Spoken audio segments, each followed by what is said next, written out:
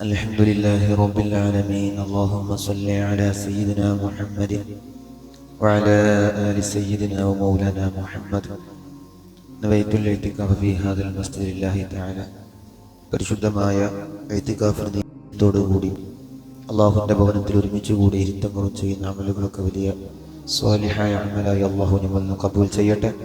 നമ്മളിൽ നിന്ന് മരണപ്പെട്ടു പോയവർ, നമ്മുടെ മഹല്ല് ജുമാഅത്ത് പള്ളിക്ക് ചുറ്റും അന്തിയിറങ്ങുന്ന മുത്തമോമിനീങ്ങൾ, അള്ളാഹു എല്ലാവർക്കും മഗ്ഫിറത്തും അർഹമത്തും പ്രദാനം ചെയ്യട്ടെ.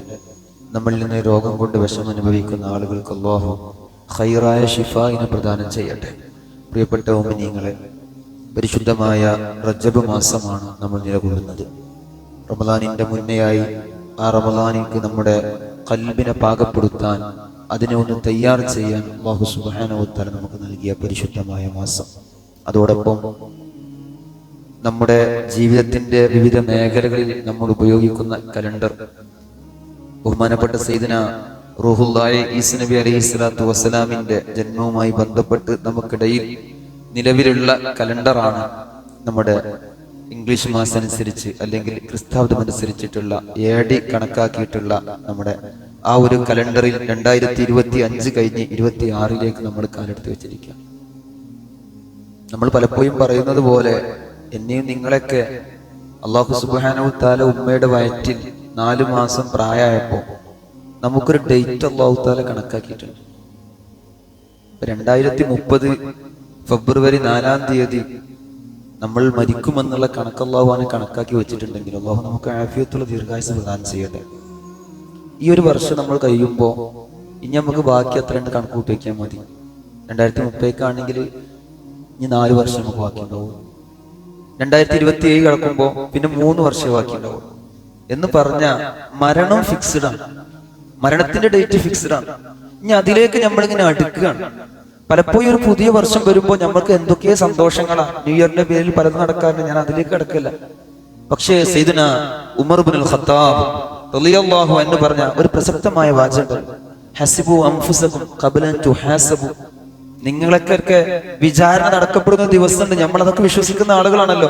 ജനിച്ചത് മുതൽ മരണം വരെ നമ്മുടെ ജീവിതത്തിൽ നടന്ന ഹറക്കാത്ത സക്കനാത്തുകൾ കൃത്യമായി ആരും ഇല്ലാതെ നമ്മളത് മാത്രമായിട്ട് വിചാരണ നടത്തപ്പെടുന്ന ഒരു ദിവസം നാളെ വരാനുണ്ട്. അത് വിശ്വസിക്കുന്നവരാ നമ്മളൊക്കെ. അതിന്റെ മുമ്പ് പ്രിയപ്പെട്ടവരെ, നിങ്ങളൊക്കെ ജീവിതത്തിൽ ചെയ്ത പ്രവർത്തനങ്ങളൊന്ന് വിചാരണ ചെയ്യണേ എന്ന് സയ്യിദുനാ ഉമർ ഇബ്നുൽ ഖത്താബ് റളിയല്ലാഹു അൻഹു.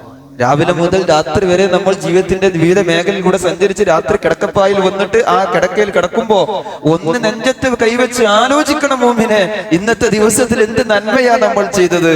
എന്റെ നന്മയാണോ എന്റെ തിന്മയാണോ ഏറ്റവും മികച്ചു നിൽക്കുന്നത്? ആ വലിയ വിചാരണ ചെയ്യുന്നതിന്റെ മുമ്പായിട്ട് നമ്മളൊന്ന് സ്വയം വിചാരണ ചെയ്യും.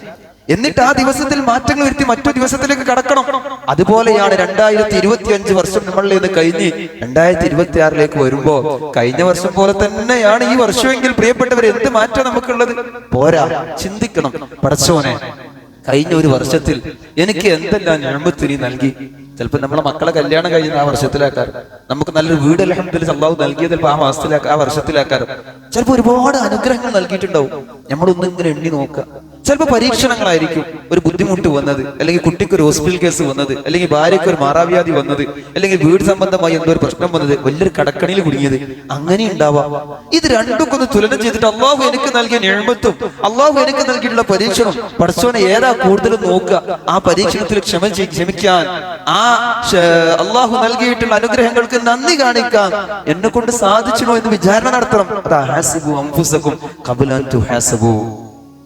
ആ കഴിഞ്ഞ വർഷത്തിൽ നിന്ന് നമ്മുടെ ജീവിതശൈലി മാറണം പ്രിയപ്പെട്ടവരെ. കാരണം ഞാൻ പറഞ്ഞല്ലോ, മരണത്തിലേക്ക് നമ്മൾ അടുത്തു. മരണത്തിന്റെ ആ ഡേറ്റ് കൃത്യമായി ഫിക്സ് ചെയ്തു വെച്ചു. അതിന് ഓരോ കൊല്ലം കഴിയുന്നോറും നമ്മൾ അതിലേക്ക് അടുത്തടുത്ത് പോവാം.